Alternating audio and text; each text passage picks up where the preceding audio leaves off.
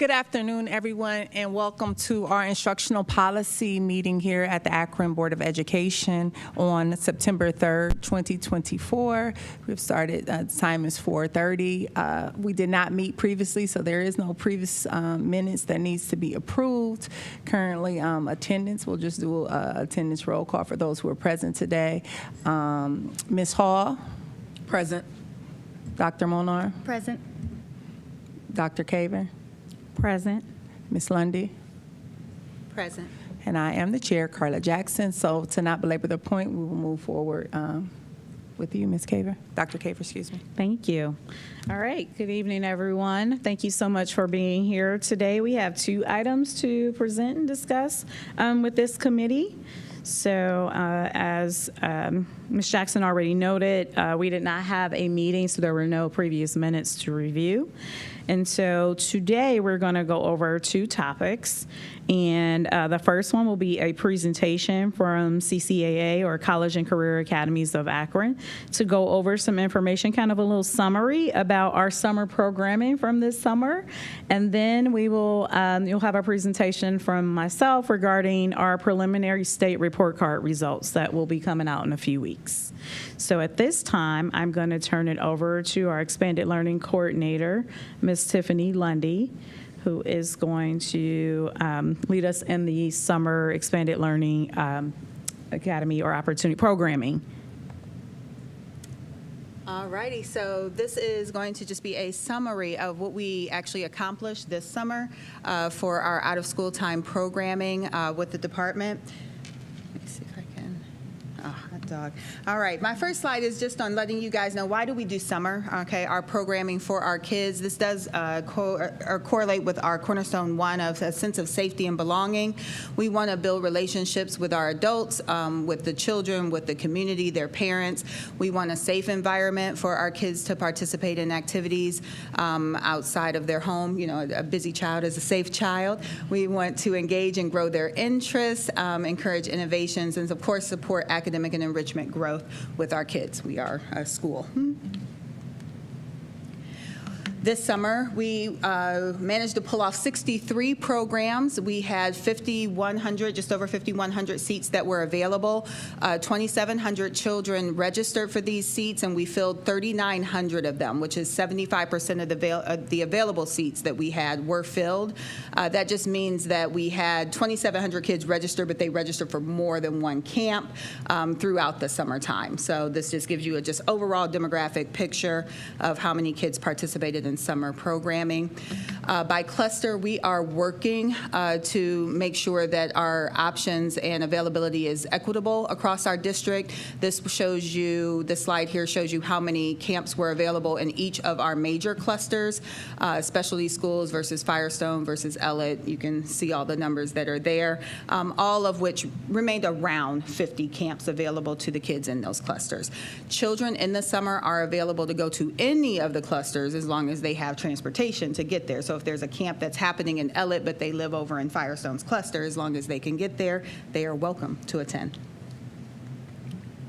Participation by cluster, we see this trend data year after year where certain clusters do have higher participation. We do rank our kids high, medium, and low attendees. Our goal is to see whether or not summer and beyond the school day attendance would or affects kids during the school year also. Do these programs keep them engaged, keep them coming to school? Much like sports, our kids like to have extracurricular activities and clubs to attend, and sometimes we'll feel motivated to attend school because of. Student demographics. This is just a basic chart of who we support in the summertime. The ethnic demographics match our district demographics in participation numbers. And then you'll see the other slides on here, the inclusion slides. We make sure to include those kids because if those kids need student aids during the year, we make sure to provide those student aids and supports during the summer also. Our refugee status, our Project Rise students have transportation that is, interpreters that are provided for them through our speech and language department. student, and then our Project Rise children who are home challenged, they will have transportation guaranteed through our district. So we work with all of those departments during the summer to make sure that our smaller subgroups of children are still supported throughout the summertime, just like they are during the year. Some of our CCAA highlights that we had, we piloted a bridge program last year for our rising fifth graders going into sixth grade. Last year was the first time we did that. We did repeat that program this year, and we doubled our numbers on how many kids participated. We had 111 children participate in our 6 main clusters, and this year was our first year of doing a ninth grade bridge program with our rising eighth graders. That was, for sixth grade, it was all about team building. They come from different elementary schools and they blend together. So we wanted to put our kids together so that they could, build relationships, feel more comfortable. For ninth grade, we left it to the high schools to actually design their own bridge program, also about team building, but also that just their regular everyday life and, who their staff will be at the high school. So we actually launched that. We had almost 250 students in the ninth grade bridge programs. And then our CTSOs, we continued 6 programs in the summer, like cosmetology or manufacturing, DECA. These clubs come in, and we had over 300 participate in those. So those are specific CCAA courses that we did run throughout the summer. Credit recovery and advancement is a big part of our summer programming because, like I said, we are a school, so we want our kids to get those credits that they may not have earned during the school year. So what we have here are, we held credit recovery and advancement at 2 of our high schools, Bookdale and Ellett, this year. And you can see how many kids participated at each one, earning hundreds of credits that may not have been earned during the school year. And then our advancement program was all online, held with APS Online. 75% were earning credits, almost 100 of them, across the summertime programming. Summer employment was way up. We had over a dozen students that actually worked here at the board this summer, but you guys can look, we had hundreds of children in our jobs and family services employment. There are different qualifications for each of these programs. So you'll see that JOG, all of these kids were able to make money, but it just depends on whether or not they were subsidized. So subsidized wages for jobs for Ohio graduates. Our SYEP kids were also going to be subsidized, and then we have our work-based learning program with kids there. So there's no income requirement for that one. So those are just kids who can work all year long. They can continue in the summer, continue during the school year, and keep going. The other 2 programs were just summer-only employment. Subsidized or income-based. Mm-hmm. Yes. Yep, those are income-based. And then our last slide, I was told to keep it short, so our last one. This was a collaboration effort. We work with the city of Akron. I am with them quite a bit. We have a out-of-school time program initiative with our city called the Youth Success Summit. And this year we had an idea of trying to pair a fun learning camp that already works to support Akron Public School kids, not necessarily through our schools. They just have a summer program that's already going on, but we wanted to pair them with APS teachers to get some sneaky learning in there at the same time. Summer is about fun, but there's also an enrichment piece that should be there. 21-year veteran, I want the learning to be inside of our summer program too. So we had 2 programs. We paired with the Vincent House this summer and did something called Architecture Camp. And we also paired with SWAG, which is Students with a Goal, and did another camp that was called Sneakers Academy Camp. And the kids were, we had 2 APS teachers and 2 community leaders come together and run a 3-week pilot program. Super successful, these classes. I mean, we had 30 kid caps on these, and they were both filled to capacity, met all grant requirements, and the kids reported, like through our surveys at the end, that it just went great. Next year, we're hoping to add a 3rd community leader in with 2 more APS teachers where they can help with the curriculum piece. And, the outside community members already know the fun part, so we can, get it all together. Okay? All right. Okay. Yeah, that's my last slide for that one. All right, I'll stop right there. Are there any questions for Ms. Lundy? Thank you for your presentation, Ms. Lundy. I think it was well done. You answered a lot of questions that I typically would have had. Oh, good. And got out in front of it as far as the seats available and how many students actually attended. So I was glad that you put that up. You got out in front of that, showing we had over 3,000 seats, 2,900 students, or so about 2,700 participated in 3,900 seats. We have 5,100 seats available. Okay, yes, but they took double. Yep, Programs they sign up for double, so that's just good information to know, to get real numbers. So thank you for that. Additionally, I love how you're focusing on the learning, like having the learning component. So what are our pre and post assessments that we give to see if it's any growth when the students come in versus when at the end of the camp? Absolutely. Okay, so let's talk about the YSS camps that we had. What we did with those kids is we did do a pre-assessment on what they knew about, let's say, marketing, right? Or we did have a pre-survey for that. And then at the very end, we did have them do a showcase of learning where, like, for the architecture camp at the Vincent House, if you guys are familiar with it, there's a huge, it used to be a church, right? So there's an old sanctuary that's in there, a big giant space where we wanted them to take the things that they learned during their 3-week camp and actually design a community space that everyone could use at the same time. We had a showcase of learning where parents, community members, and everyone else came in.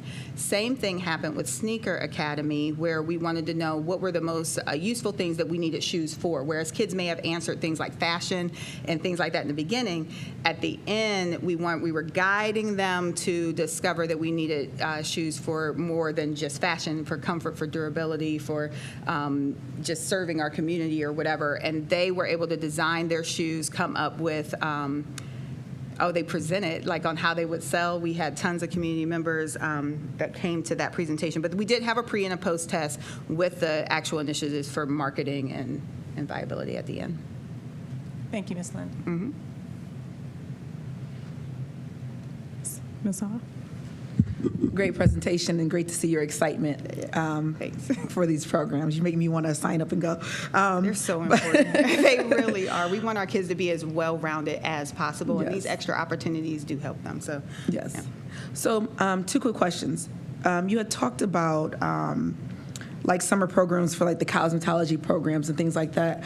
When students attend that, are they getting more points or more credits with their current College and Career Academy? They do. We Okay. assign activity codes for all of the courses that our kids actually take, and so if those activity codes can be used toward like industry credentials, then they'll be added up with their regular schooling. Okay, so there is a possibility of our kids that are in the cosmetology program actually graduating with their licensing, since they have summertime to kind of get more credits? Now, for the specifics of cosmetology, I do kind of remember there being sort of an issue on whether those kids were coming out with their full license. I would need Nate to answer my CTE credentialing questions, but like I said, I know they do get credit for actually attending in the summer, and that gets added in.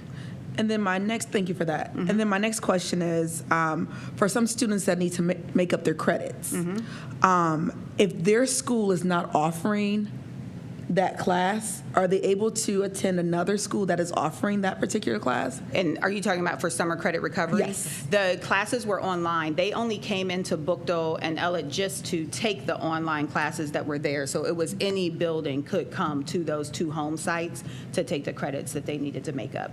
Oh, okay. So Yes. everything was It wasn't online just- and they, okay. They just came in to do the classes like with an instructor. There was a proctor that was there. Okay, so they could have went to Bookdale or Ellett to go take the test. Yep, and we just had it just because those were on one side of town versus the other. Okay. Yep. Perfect. Thank you. You're welcome.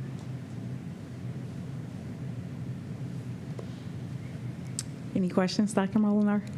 Sure, Or- thank you. Once again, great presentation. I think it's really important. One of the things that I like about our district is that we have so many programs throughout the summer to prevent the summer slide. I know I try to put my kids in as many of the programs as possible. And I think the elementary programs that my students were in count towards that 59 seats also, those programs too. And so the question that you asked, Chair Jackson, about the presentations at the end and the pre and post assessment. So one of the camps that one of my kids went to was all about food, and they did a whole presentation about healthy foods and vegetables and growing, and they did a field trip to the growing.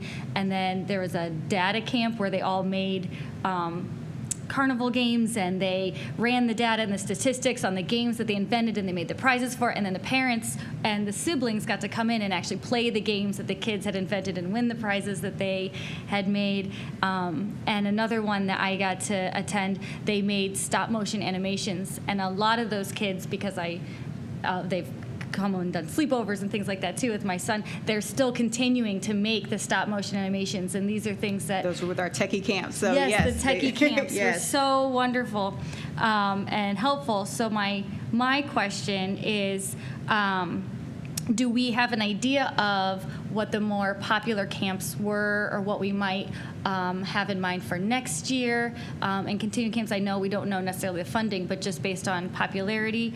And then the last thing I want to say too, the advancement versus the recovery. I really appreciated that slide and highlight that slide, because we talk so often about credit recovery and the students that need recovery, but we also have a large number of students who are so responsible and planning ahead, and they want to use their summer to plan ahead, get ahead. Mm-hmm. And the fact that we offer that opportunity for these students who might have a lot of things ahead of them in the fall, maybe they're in a lot of extracurriculars and things like that, is wonderful too. So thank you. But yes, any idea for next year? So I actually do have data. I did not put it in a slide and didn't bring it down here, but I do run data on what our most popular, clubs are. Children do vote with their feet, and so we do know that continued clubs. I can totally get that data for you and publish it. I did not make a slide of that, but I do have those numbers on what our most popular camps are. A lot of this, of course, does depend on funding, but the more opportunities and diversity we can give our kids, the better. So, okay.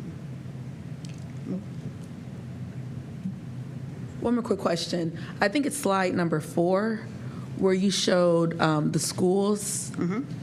Yes.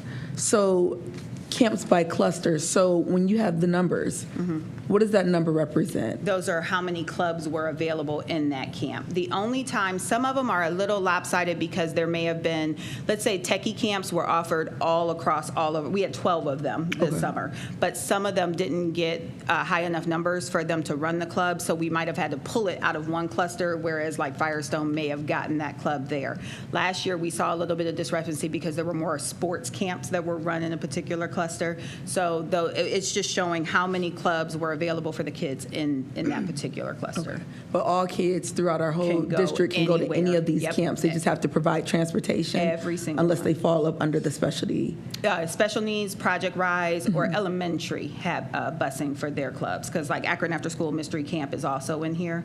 But there's no transportation for secondary unless it's for Project Rise. Wonderful. Thank you. You're welcome. All right, thank you. Thank you so much for providing us with that update. All right, so our second agenda item today is the preliminary state report card, and I'm going to be leading that presentation for you all. We also gave you a handout so that you can follow along or take notes if you'd like of this presentation. All right, so this is our preliminary state report card presentation for the year 2024. In APS, we know that our mission is to ensure all scholars are college, career, and life ready by providing innovative educational experiences. Our vision is that all of our scholars will graduate as architects of their future, prepared to thrive in an ever-changing world. Our motto is empowering minds, enriching futures. When we look at our coherence framework, we know that at the center of the coherence framework is what we call the instructional core. And the instructional core is surrounded by our 4 cornerstones. And today, I'm going to be talking to you out of cornerstone 2, which is the academic achievement cornerstone. The four cornerstones, again, are Cornerstone 1, the culture of safety and belonging. Cornerstone 2, academic achievement. Cornerstone 3 is operational excellence. And Cornerstone 4 is partnerships, family, and community engagement.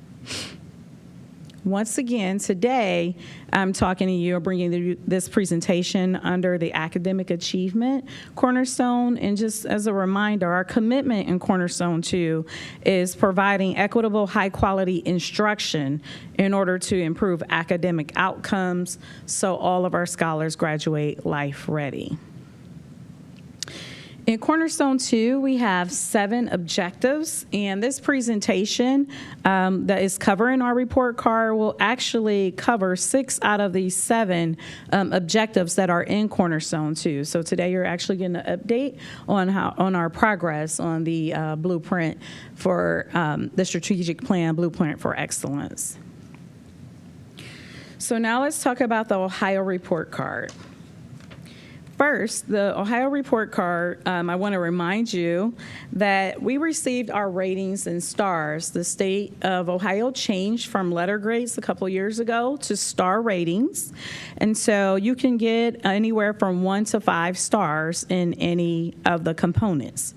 There are 6 components to the report card when it comes out.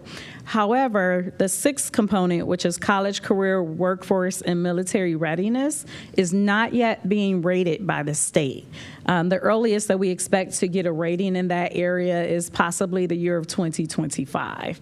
So when we do receive the report card, we know that it'll only be over the 5 areas that make up our overall rating.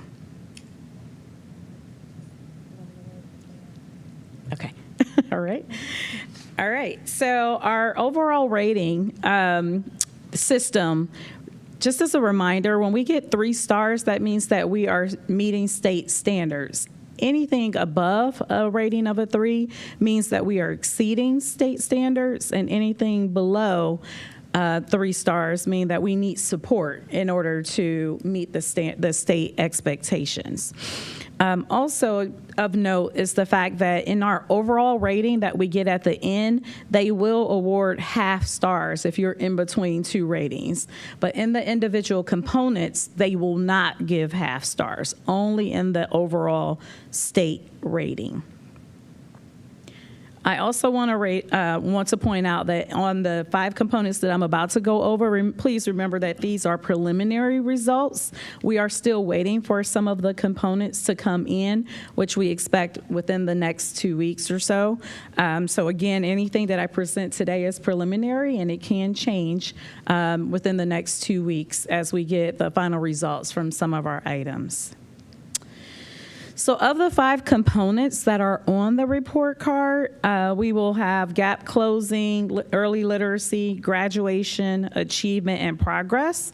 I wanted to point out that achievement, which is how our scholars score on the Ohio State test and end of course exams, and progress, meaning the value-added progress component of how the children have grown from one year to another, those components are weighted more heavily than the other 3 components when they combine to determine our overall star rating. So just please keep that in mind, that not all 5 areas are weighted equally in our overall rating.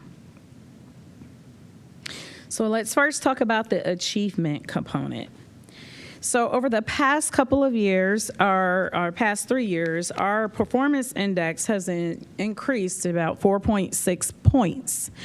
The performance index is based on points, not percentages. And right now, we believe that we will get a rating of 2 stars because we have 63.3 points. Performance index points are based on, as I just stated, how our scholars perform on the actual OST and end of course exams.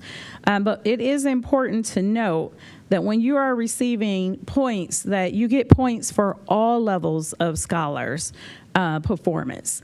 When they are proficient or above, you get more points. If they're below, then you get less points. But nonetheless, every child that takes the assessment there's a value added to how they score. This is why we so heavily talk about attendance and how important it is at all times of the year, but then during testing also, because if a scholar doesn't take a test, then they're counted against us, but they get a 0 just because they weren't here or they didn't take the assessment. So again, no matter where a scholar performs, we do get a score, but those scores all add up. Those points add up depending on what level they perform at. So better performance means a better PI score. It is important to note right here when we look at our assessments, our OST assessments, that all of our schools had an increase in proficiency in an area. And so all of our schools have shown gains.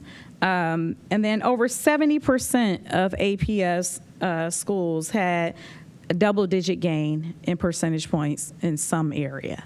And so you would see that reflected in our performance index score because, again, the better their scores and proficiency are above, the more points we actually receive. So all of that is reflected and helped us to move that performance index score up higher. This is a graph that goes over our trend data for achievement. And again, I just talked about how we've been continuously moving the needle in our performance index points over the past couple of years. And you can see where it was during remote learning and how that trend has started to increase over the years. Are there any questions on achievement, or would you like me to continue to gap closing and wait until the end, Ms. Jackson? I'll continue. Okay, I'll continue. Ms. Hall said continue. Although the state is not rating college, career, or workforce ready, Mm-hmm. do we as a district monitor and complete this? We do, and I'm going to So we have the information. You're going to talk about it? Yep. Okay. Mhm. That's the only question. I'll give you all an update on it when we get to that slide, okay? All right, the second component I want to talk about is gap closing. So as you can see in the gap closing scale, we believe that we will have 3 stars. Last year, our report card had 2 stars. Right now, we are sitting at 44.7%. As our rating for gap closing. As you can see, if you get above 45%, it moves to 4 stars. So this measure is incomplete, and I'll show you on the next slide that there are a couple areas that haven't come in yet, which is progress. So once we see that, then that'll determine where we actually land in this gap closing component. The gap closing measures several indicators to determine what your final rating is. And so in some areas, they look at gifted, they look at our EL learners, English language learners, their progress. We look at graduation. We look at English and math achievement. And in some areas, you either get a 0 or 5. Either you meet the indicator or you don't. In other areas, you can get points up to 9 points for each one of if you meet the subcategories in that area. So again, you have the presentation. Some of these they have not come in yet, but just wanted to highlight that when we move from 2 to 3 stars, there are 2 areas that we know that has helped us in this area. And one is the chronic absenteeism indicator. So we were able to meet that goal. We've met it for the last 2 years. And so just wanting to point that out so we get points. And so sometimes our cornerstones overlap. So this is one that is in also, we believe, in the culture of safety and belonging. Cornerstone 1 is where we monitor attendance. And so you can see that show up here in Cornerstone 2 as well. Another area that I wanted to point out is that our English learner progress improvement indicator right below that last year we had gone down, but this year we are back and we received the 5 points for making sure that improvement indicator that we met the growth for those scholars, those English language scholars. And so just wanted to point that out. But again, this gap closure measure is not complete because we are waiting on our progress score. And so we are currently sitting at 3 stars, which is an improvement from 2 stars last year, and we're right on the border of possibly meeting 4 stars in this category.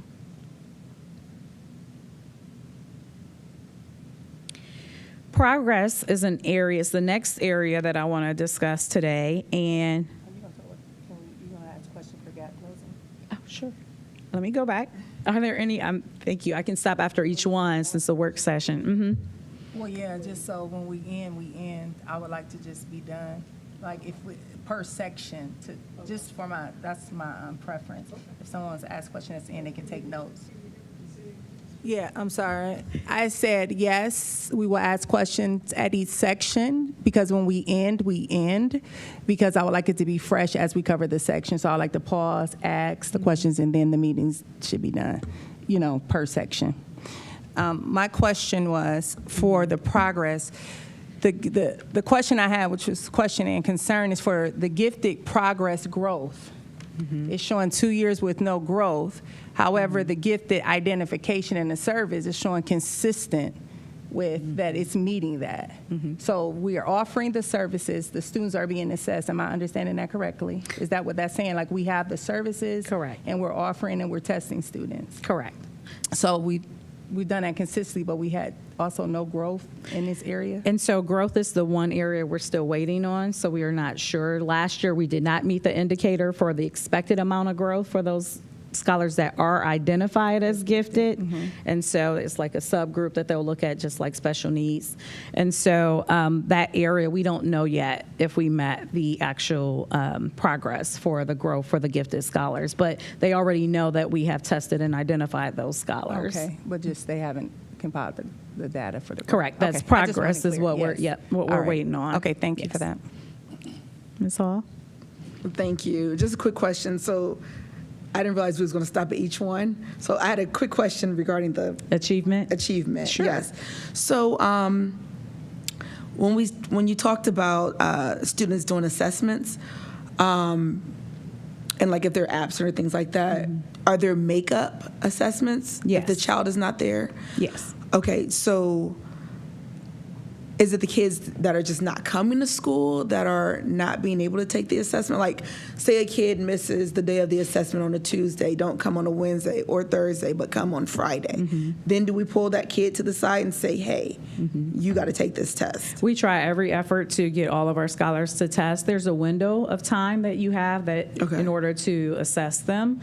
And then we try to make sure that within that 3-week window that we do have those scholars make up the assessments. Sometimes it could be if it's a 5th grade scholar, they have to take an English test, a math test, and a science test. So within those windows of time, they might be able to make up the test the next day, but if the next day is an actual test day for another subject, then they take the test that is being offered that day. But we try everything to make sure that we get all the scholars tested within those windows. So what are we doing any, like,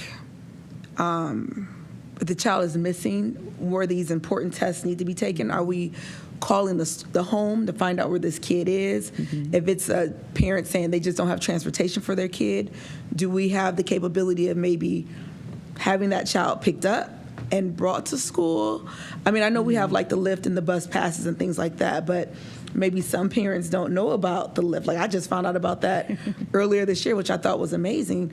But if some parents don't know about that because they may not have those family liaisons at those schools, what are we doing to take steps to make sure that every child at our school is taking these tests so that we can get accurate numbers? Right. So you just gave out examples of everything that we of things that we try to do to make sure that we get all of our scholars. Our parent liaisons can call, our secretaries call, the coaches and everyone trying to figure out where the scholars are. We try to give incentives during that time, related to each building. We'll come up with some incentives about attendance, like challenges and things like that. And then, like you said, we always have the resources if it's just about transportation, of course, and getting the scholars there if needed. But we definitely everything, the types of examples that you are listing are the things that we, that every school is different, but put in place to try to make sure that the scholars are here to take the assessments. Okay. And then sorry, guys, for closing the gap, hold on a second. All right. So we're back to gap closing. Go ahead. Just to kind of align with what Ms. Hall was asking, is there not a standard structured procedure for makeup testing time to where it's on a calendar? So if a student comes in on a Monday, misses Monday, and Tuesday and it's math, and they come in Wednesday and it's English language, they wouldn't be able to sit and take math, to your point, but isn't it already in the schedule when makeup days would be? It is. Okay, And so so that there'll be just- more than one makeup day for sure. But that was just an example that if they do come back on that Wednesday and everybody else is taking math, they'll take math along with them. But then the following day, they're there again, then they get to make up their ELA exam. The only difference. That's my question. Is it, if it's not on a schedule, so you're saying if Little Summer meant, like, because this is calendar, that a make-up calendar, that these are, because I believe text alerts go out when the testing is going to be happening, reminders to parents. But my question is the makeup assessments, because I just want to make sure I'm understanding clearly. Are you saying that there are times that they can sit for the test outside of the makeup calendar, that we offer that as well? Because that's what I was understanding what you were saying, that they could, I understand it to be a set time to where Auntie Summer, Auntie Carla could look, and if they missed it, we know, oh, they're going to do, Akron is doing makeup tests in math on this day, in English this day. So we do have that, but once you get towards the end and they're just makeup days at the end, then it could be for whatever test you're missing. But it's notified But on the it is on calendar the that's makeup calendar. days. Absolutely. So it's not just if they come in and it's free, that they can sit for the test, is what I'm So asking. we have That was my makeup days question. That's what I identified. felt was Yeah, your that's what I was question. wondering. Like, if they missed the test that week and they just come to school that Thursday, do you pull them and say, "Hey, you gotta take this test"? Yes. Or do we have to wait until the makeup day time? If it's a makeup day, then they sit and they make up the test. If it is a scheduled test day and they're there and they have to test for that area, then they have to sit and take the test that's being offered that day. But there's a window of time for those 3 weeks. And so there are multiple makeup days that are in the window for them to have the opportunity to make sure. And what I was getting ready to say to you, Ms. Jackson, is the only difference is that the ELA window is different than the math, science, and social studies window.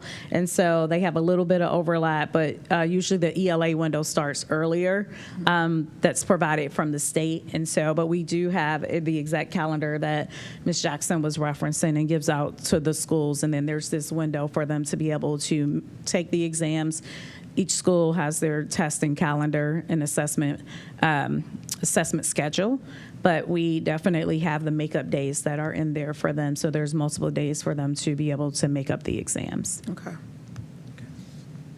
So, go ahead. Thank you for that. I was just asking because I had a student. I've had someone say they were unable to make up their exams. And so that's why I wanted to ask that. I know, and I said the same thing I just said here about the calendar. And so that's why I wanted clarification, because when you are talking, it's sounding like you're saying that outside of the calendar, and I think that's what Ms. Hall was asking, like they could come and make up, but it's only those set times. Like, I'm going to use this for example because you could probably ask clarification in case their relative is watching. Okay. I am a freshman. I'm making this up because I can't remember. And I'm only required, I don't have to take science or I'm an 8th grader, and I don't have to take history as a standardized test. So this day, this day is not a testing day. Or and if I come in and I miss, like to her point, math, even though the makeup days are going to be the previous week, and I said, well, can I just make up that too?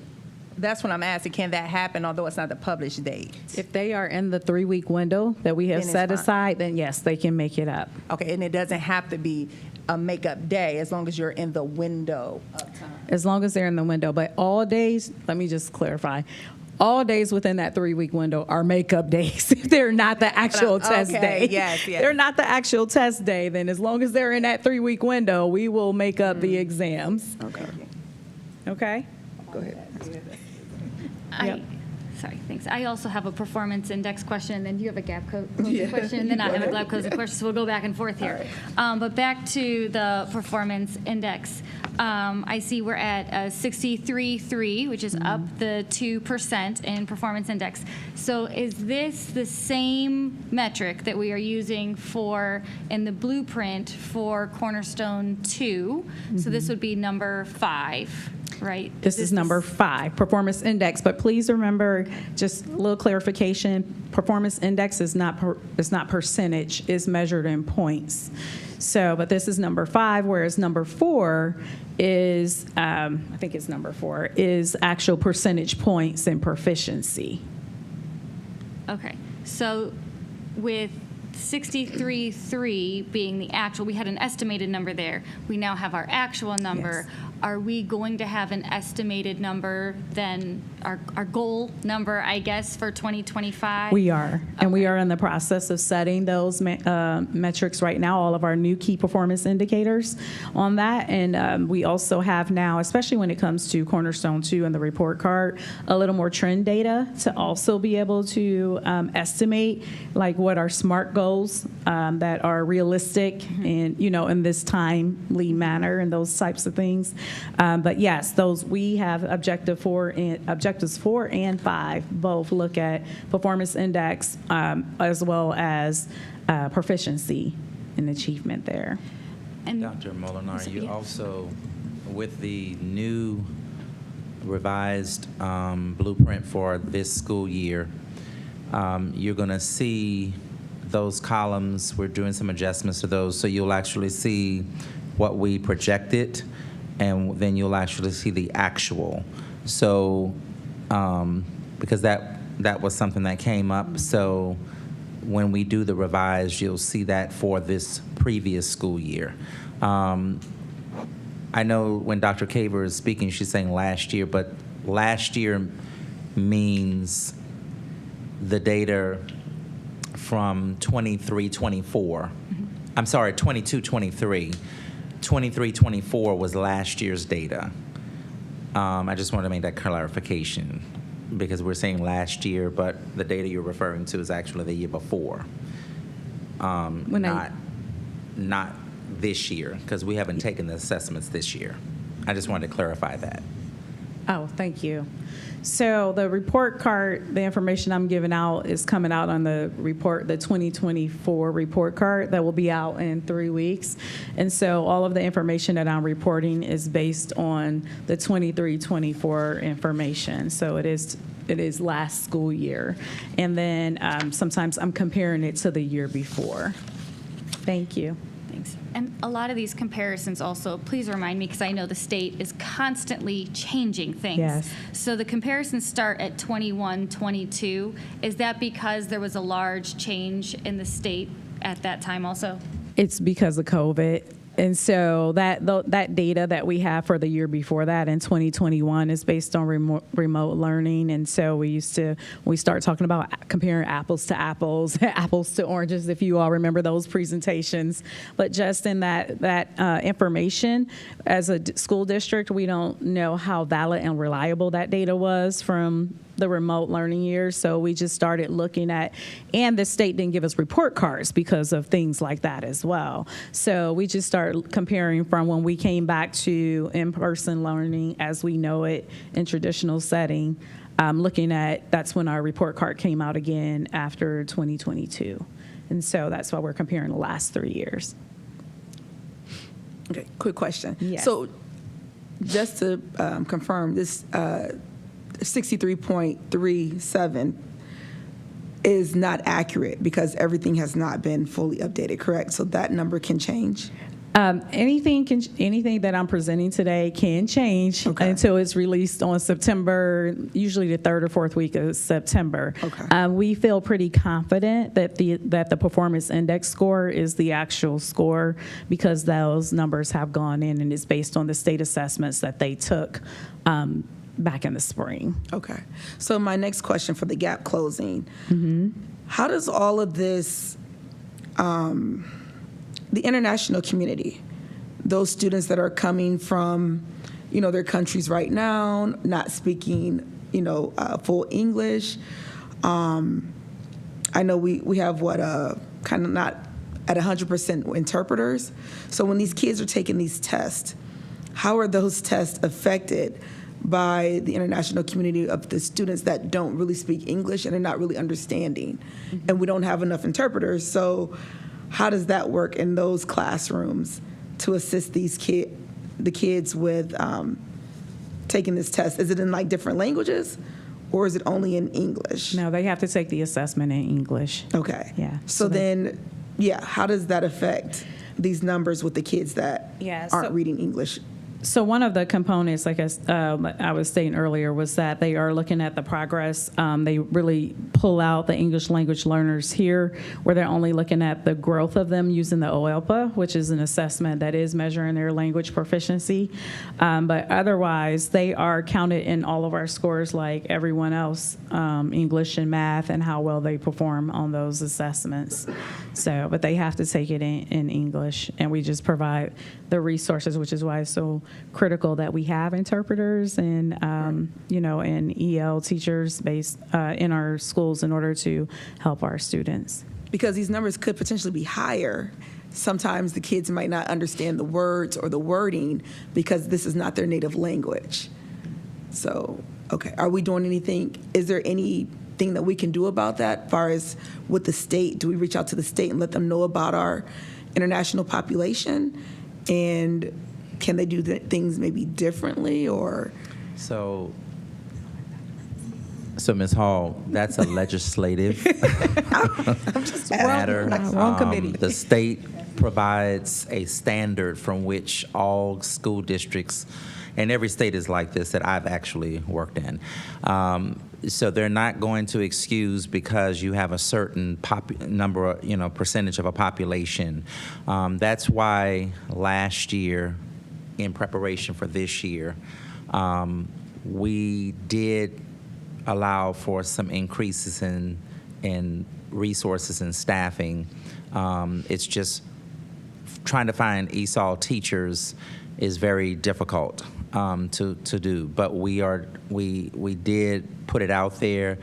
That's why we use a lot of interpreters, which we need a lot of those, especially for our population across our district, because it was sort of saturated in the North cluster, but now it is moving across our district, which is a good thing. But it is something that I'm paying very close attention to, along with our team. But I'm very cognizant, because ESOL can be compared to special education. Special education, we do receive IDA funds, federal funds. With ESOL, you do not. ELL, you do not receive federal funding for that. That comes from general fund, and it's an unfunded mandate. And I'm happy that we're getting, increasing our population. We just have to do even more to combat that around staffing, but that's an issue. And trust me, I've been in other places, and it is an issue across the United States. It's just a shortage, unfortunately, of teachers that are certified to work in that particular area. But internally, Dr. Caver's team with Dr. Nguyen, Dr. Lloyd Nguyen, they really do a phenomenal job at providing and working within the means that we have. And I've actually had an opportunity to hear from some of our staff in our schools, around the work that she does. And she's actually going in and working with kids herself at North, as she did last school year. And prior to me even getting here, she was doing. And so we are aware of it. It is something that we are working on, but we just need more ESOL certified staff to come in. We are reaching out nationally, trying to recruit teachers, and we're happy that we're able to get interpreters that are local, because they do a significant amount to help support that work. But it is it's a deficit area that we're aware of, and we're going to continue to keep working. But finding the staff is one of our major issues. But we did allow this year to increase staff as needed in that particular area, given that it is a part of our report card, and we're accountable for it.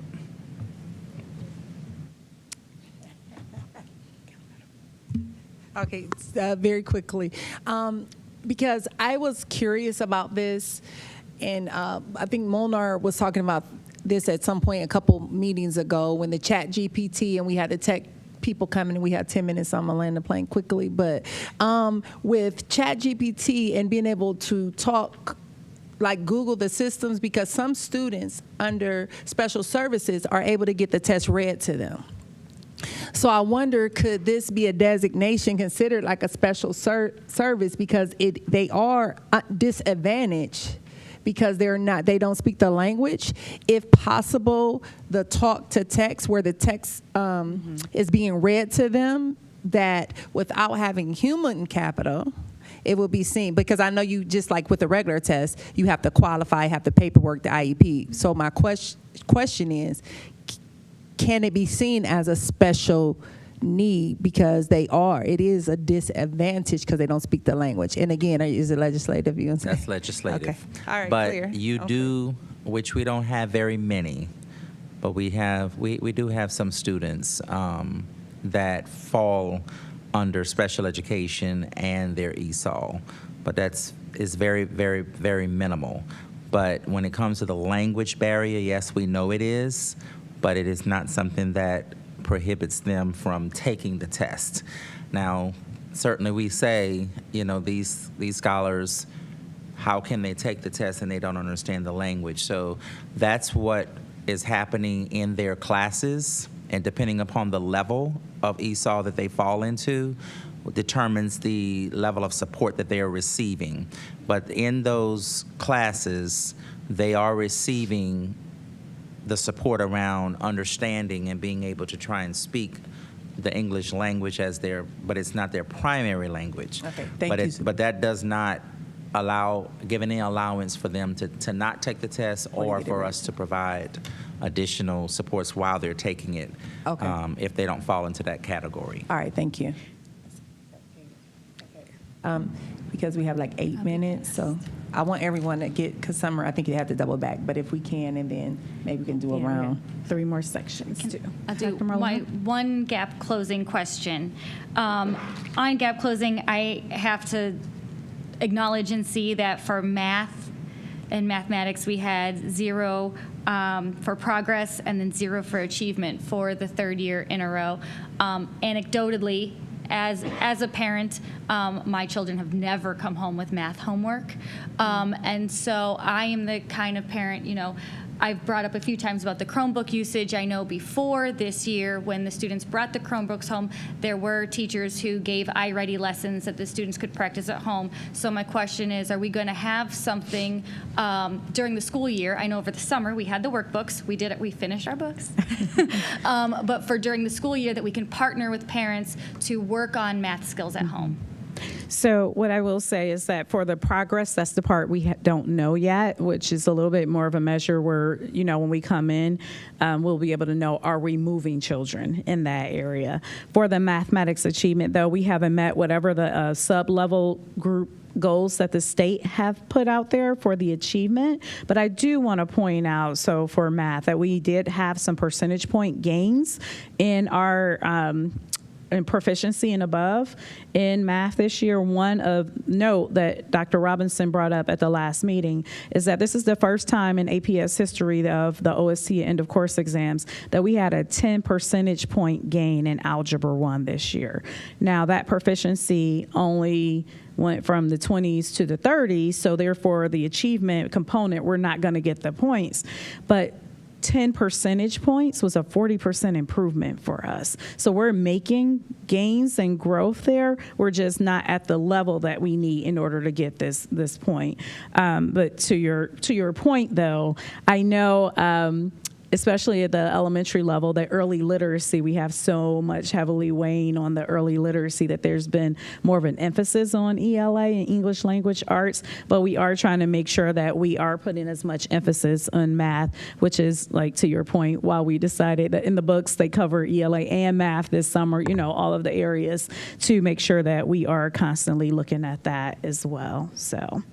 But again, just so that you know, remember, this measure is incomplete. It is based on progress, which I'm going to move to next, which is, as you can see, it is blank at this time. But I just want to kind of go over progress really quickly to explain what it is. And this is saying that, to bring out what Dr. Molinar is saying, even if our scholars are not where they should be or at a certain level, we want to measure, the state measures, are they moving? Are they making 1 year's worth of growth in 1 year's time? And we actually, even if they grow and they're still at a level that's lower than proficiency, we still get some points, or the state is still measuring, are we moving them? And so in order to meet this goal, you have the expected growth. If they are meeting their expected growth overall, we would get 3 stars. So that's where kind of everyone starts when they are doing this measure. There is a method of calculation that they first differentiate between this score. And if your value added index score is between a -2 and a 2, we don't calculate it. The state does all of that for us. Then you get 3 stars. If your points are above, your value added index score is above a 2, then that's how you move into 4 stars. If it's below a -2, then that's how you move down to 2 stars. And then they do another calculation to differentiate based on the magnitude of the growth or lack thereof. And that determines if you move down to a 1 star or if you move up to 5 stars. And this is always, it seems to be the last calculation that the state puts in. And so we don't know. But again, once that comes in, we get that point for it, which is a percentage of, remember, it's 29% of our overall rating, but also that also factors into the gap closing as well. And we expect to see that part in the next couple of weeks. The fourth area that I wanted to talk about today was early literacy. As you know, early literacy is also on our blueprint. So again, early literacy, ironically, is reflected in our blueprint in objectives 2, 3, 4, and 5. So it kind of goes a little bit of everywhere. But we do want to report that right now, we believe that we moved from 1 star to 2 stars on early literacy. You can see that we're at 59% overall on the component rating scale. And so this is what we expect to see in a couple weeks.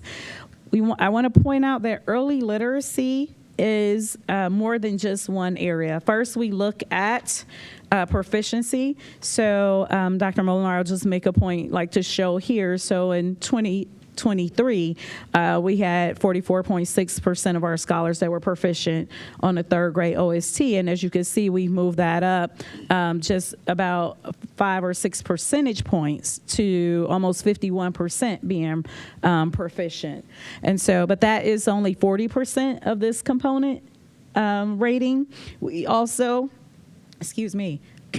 get measured, or 35% of this area is also based on promotion to 4th grade. And they are actually still calculating that right now as of last week. Excuse me, I got a tickle in my throat. We were at almost 94% being promoted to 4th grade. And so that is based on, thank you, Ms. Jackson. That is based on, right now, we do have some parents, we're still, if they leave the district and the other district has not had the parents sign a waiver, if they want to be promoted to 4th grade, we do make sure we follow the rules, and we will, go by the parent requests for that. And so, but as of right now, in the past, we've been at 99%. This year, we're at 93. Of course, they changed, as we've been going along the rules. At first, we could promote everybody. Now we have to make sure the parents sign a waiver to promote them. So that changed how it's done a little bit. Excuse me, but that is 35% of this indicator. And then the last one is improving literacy, which I believe is objective 2 on the blueprint, where we're looking at the fall to fall measure of improving literacy, the scholars who were off track to be proficient in reading by the 3rd grade, and how many of them in 1 year's time have we moved to being on track to passing the test. And we look at that from students from kindergarten through 3rd grade. And so we have improved in percentage points, almost 5 percentage points in this area of moving scholars who were off track to being on track. Now, and that is 25% of this indicator. So all of this adds up to the 100%. And again, right now we are looking at 2 stars instead of 1 star on the early literacy indicator. If I could just get through the last one, then I'll take questions for both early literacy and graduation rate, if that's okay. For graduation rate, which is the 5th area that'll be on the report card, I want to remind you that graduation rate, we are measured based on the 4 and the 5-year graduation rate. They are weighted components, and the 5-year graduation rate is 40% of the measure, and the 4-year graduation rate is 60% of the measure. And so when you put those 2 weights together, we believe that we are sitting at 2 stars at 88.1%.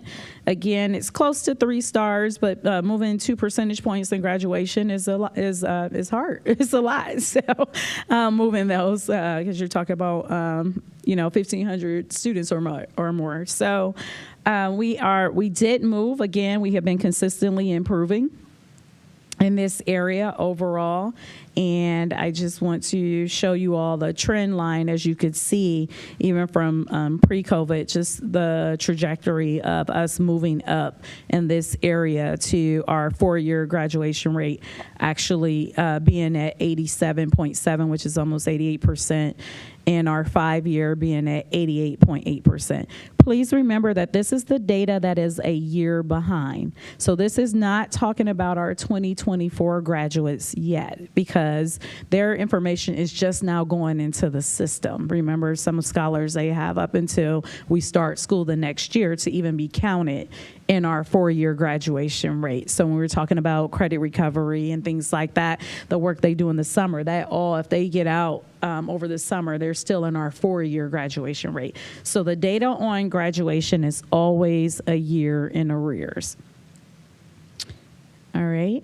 And so before I go on to college and career, the last component, which is not measured right now, I'll just stop and see, are there any questions on early literacy or graduation rate?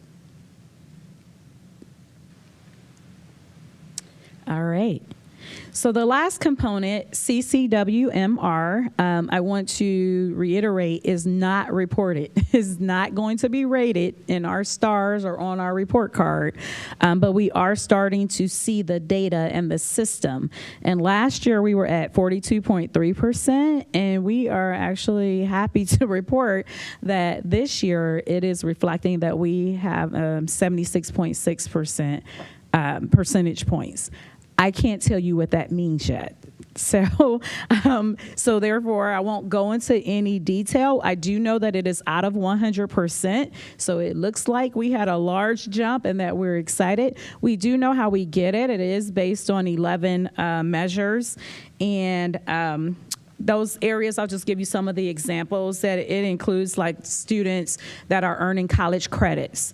It indicates if the students are getting a remediation score, a remediation-free score on the ACT exam that we give.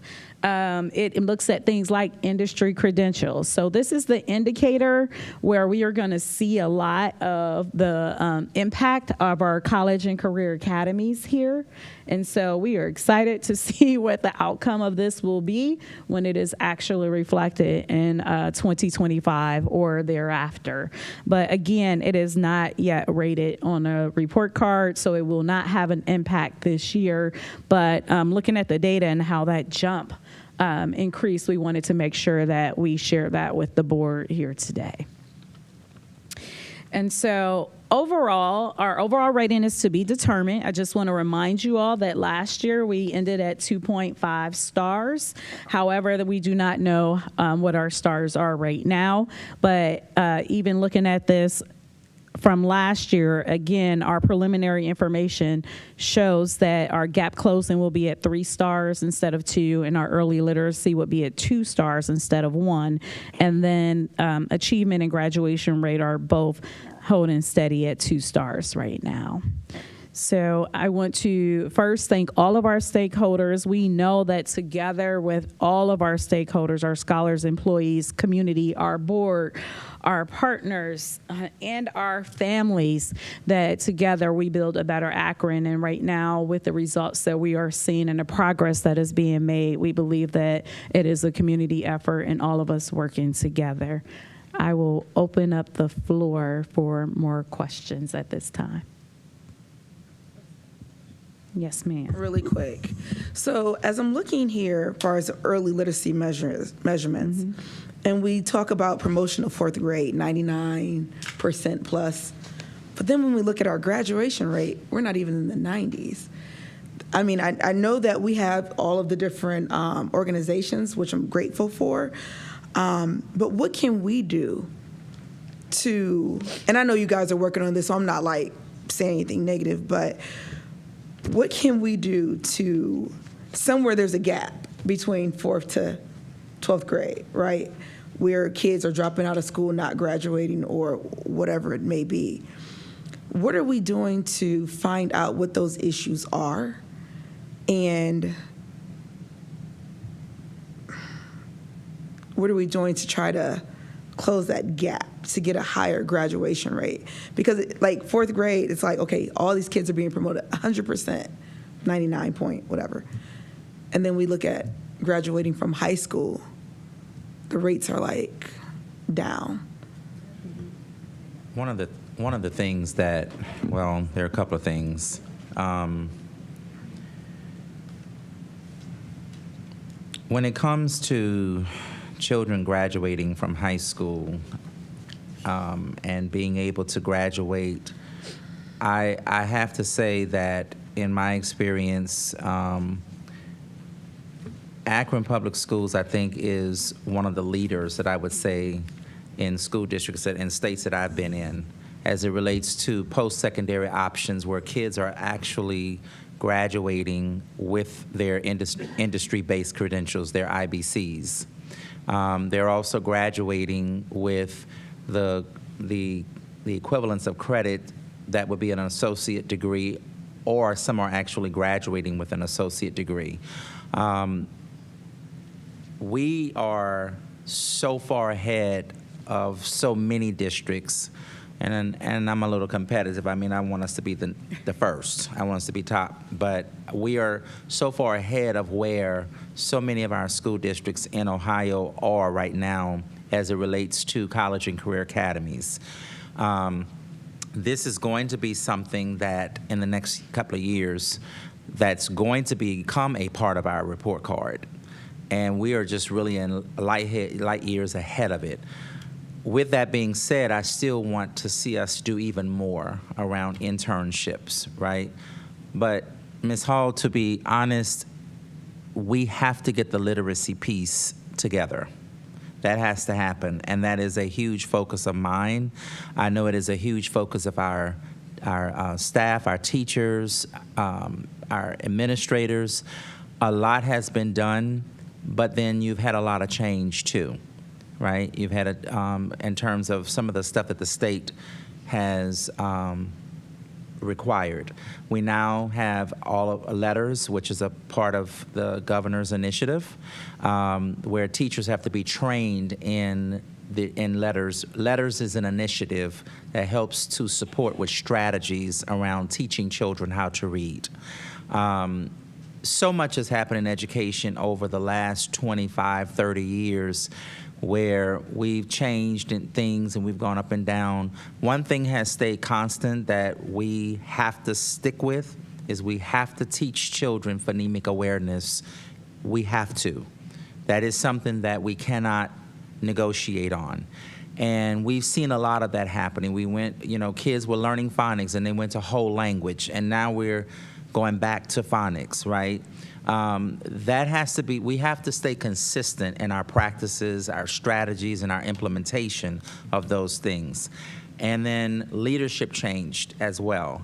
So again, you need to have the consistency there, because when leaders change, everything changes with it, right? And so one of the things that I know that we are trying to stick with is making sure that literacy is embedded in all content areas.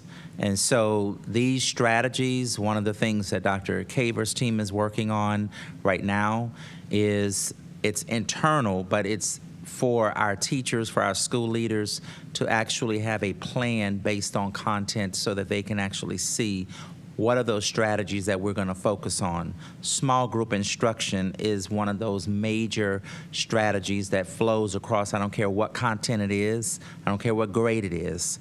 But if teachers are using small group instruction, and so many of our teachers are using it, they're doing it each and every day. Excuse me, Superintendent. Thank you. This may be something like, because you guys can delve in deeper, but to the point, I just want to say, as we get ready to close this meeting, that I think this warrants a deeper conversation, because your question was, what can we do as a district? And when the superintendent's talking about, I like when you said the school leaders is looking at their own data, is what I'm understanding you to say, and coming up with action steps.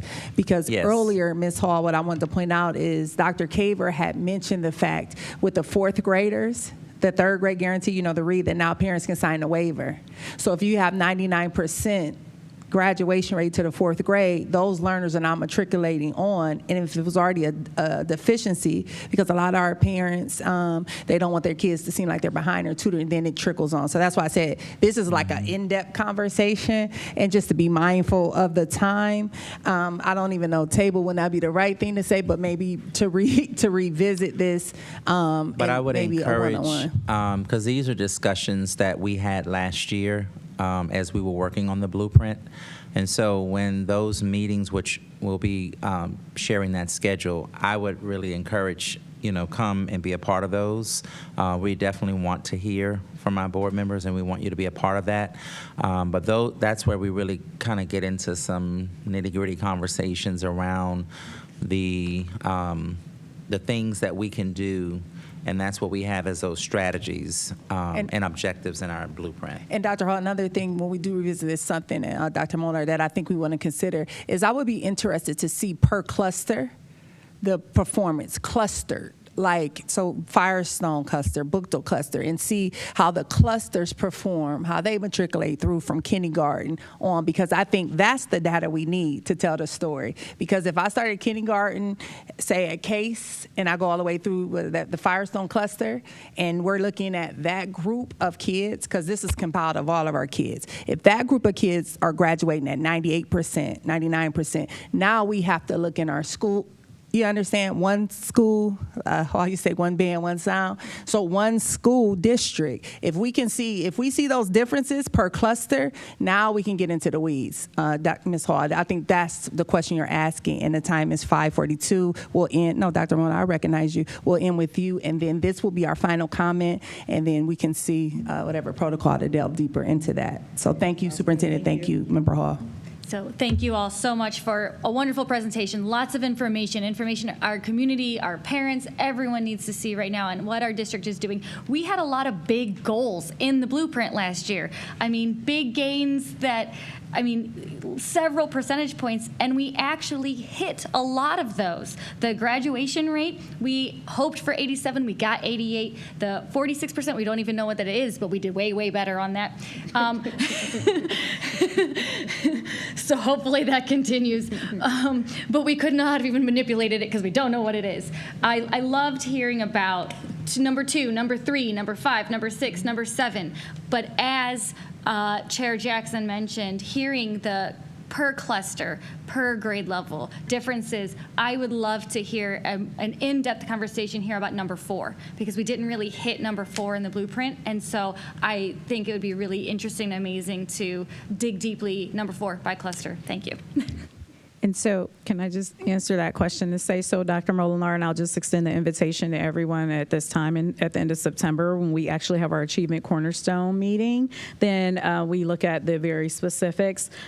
This presentation wanted to do a review of the whole entire report card, and it's just very important that people understand that the achievement component is not only about proficiency, which is what Objective 4 is about, but to your point, yes, we did meet that indicator on a lot of great levels in the content area. And so we know there's some areas where we have some work to do, but there were some, like when I highlighted the 10 percentage points in Algebra 1, it's huge. And we were not shooting for 10 percentage points because a double-digit gain is something that is very, very hard to achieve. So, anyone to dig deeper into that aspect of it, then you could come to our quarterly report out that we have here. And that one, the achievement is coming up at the end of September. So thank you. I'm going to end with, there are two updates in there for you all to see. One of them is the CCAA update, and you have a little handout here where, like Ms. Hall can see that over 5 years, our graduation rate has gone up 8 percentage points overall in the district. And then there's a teaching and learning update. And just for context, I believe that we have one of the second highest graduation rates in Ohio for the Big 8. So just if that helps you with any context of how we're doing as a large urban school district here in the state of Ohio. So so we're doing pretty good in that area. So I thank you all for your time today. And as always, I'm available if there's anyone that has additional questions for me. Thank you, Dr. Caver. We do stand adjourned at 5:45 p.m., 5:46. Thank you. God bless.